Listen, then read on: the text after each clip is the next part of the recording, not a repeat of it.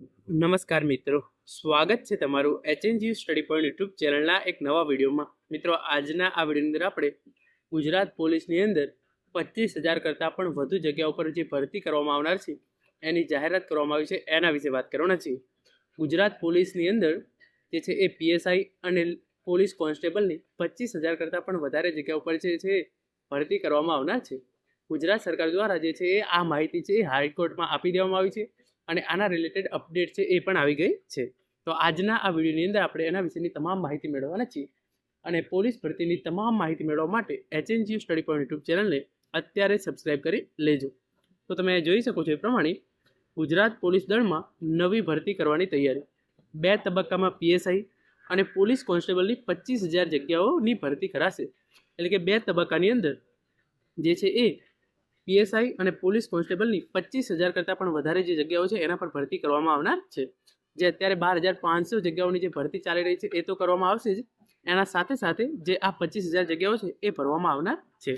તમે જોઈ શકો છો ગુજરાત સરકાર દ્વારા ચૂંટણીમાં જાહેરાતો બાદ હવે નવી ભરતીની જાહેરાત કરવામાં આવી છે, જેમાં પોલીસ ભરતી અને જીપીએસસીની સીધી ભરતીઓ સિવાય શિક્ષિત યુવાનોને રોજગાર આપે એવી કોઈ સરકારી ભરતી જાહેર કરવામાં આવી નથી.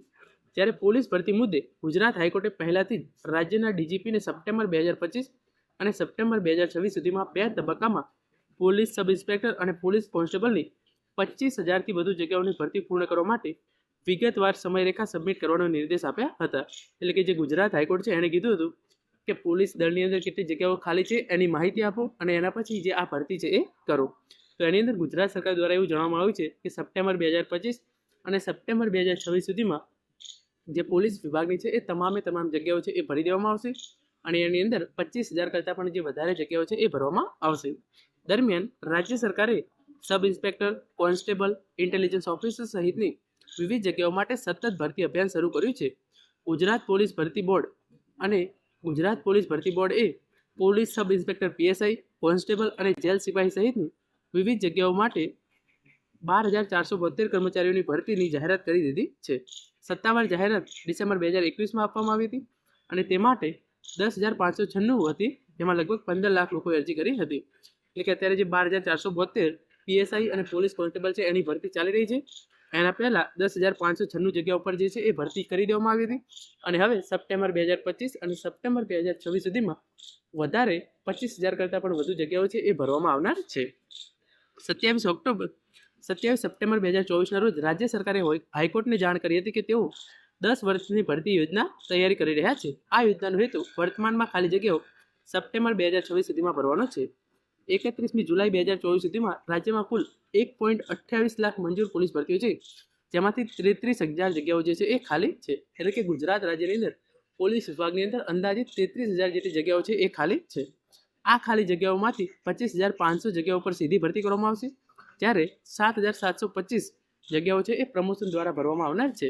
એટલે કે 25,500 જગ્યાઓ છે એ જે ધોરણ 12 પાસ અને ગ્રેજ્યુએશન કરેલું હોય એ વિદ્યાર્થીઓ છે એમના દ્વારા નવું પરીક્ષા અને શારીરિક કસોટી લઈને છે એ રીતે ભરવામાં આવશે.